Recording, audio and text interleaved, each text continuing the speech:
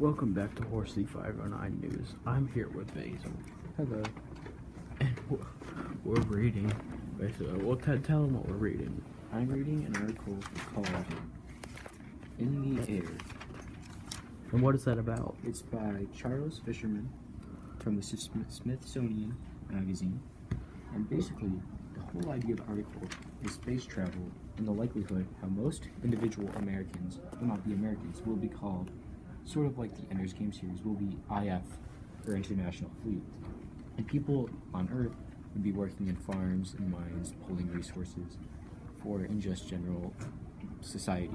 So what you're saying is that in later time that Earth will just be used as like a ground for work? Yeah, so it'd basically be just one giant farm and then underground for water, food, sending air up if we haven't invented air machines, and just about everybody else who isn't farming, because they would want, as hypothetically, as much as land as possible to farm on.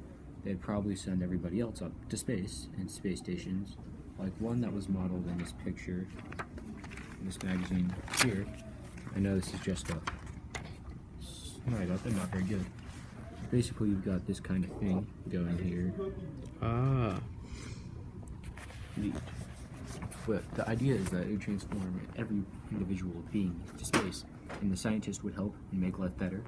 Possibly, we'll probably have settlements on Mars. We'll start settling the moon. We already plan to have, for other scientists who are watching this video, we know we have the Mars mission, which is going to move people to Mars in, historically speaking, near future, but quite a while, so I'll probably be fully developed and probably in the aviation field at the time.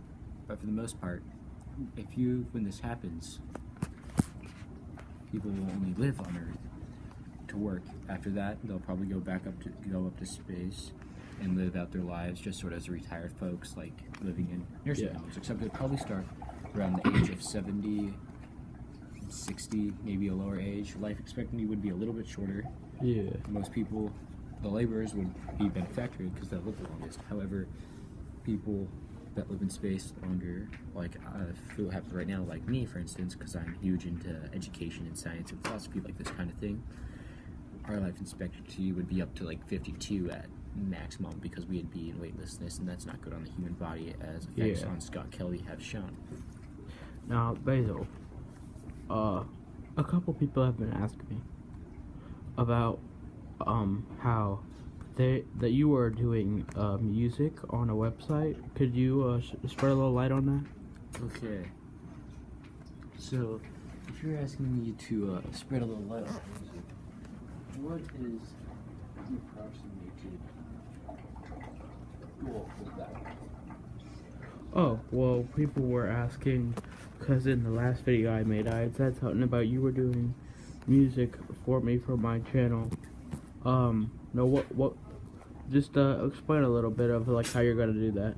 Okay, so I'm gonna use one of 20 programs. Okay. My favorite being Rejam, Novation Pad, and I use Novation launch pads and launch keys usually.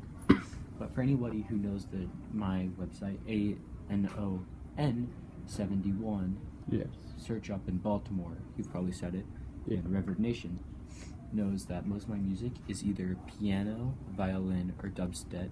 yes. I do EDM. My genre is technically other EDM, because what I'd love to do is IEDM, which is basically classical instruments with EDM. Yes. And I am writing a whole new genre of music for the first time, because this will be an experiment. I'm writing new musics for this thing. Like, I don't have a sample on me, but I intend to be publishing a sample single soon.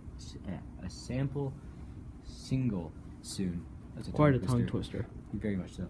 A sample single soon. I'm gonna call it the I'm a Little Horse single. Yeah. We both came up with that name. I'll put a link in the description to Basil's site. Well, if that was the bell, we're in school right now. Thank you so much, Basil. You're welcome. Alright, and we'll keep you posted. Bye.